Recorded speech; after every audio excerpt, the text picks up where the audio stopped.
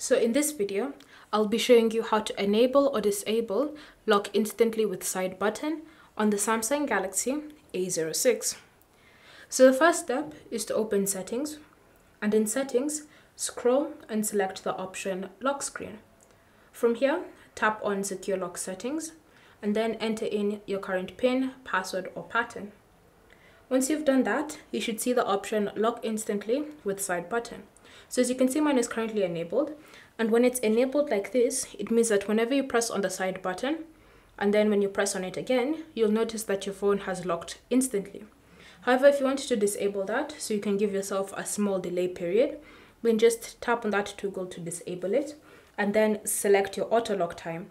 So once you've done that, come and select your auto lock time, and you have all sorts of options for you to choose from. Once you've selected a time, you'll notice that whenever you press on the side button and before that time passes, you press on it again, your phone is still unlocked. So that's how it helps you keep track. However, if you want to enable it, just tap on the toggle like that, and now when you press on the side button, it locks instantly. Thank you for watching. If you have any questions or comments, leave them down below and we'll get back to you.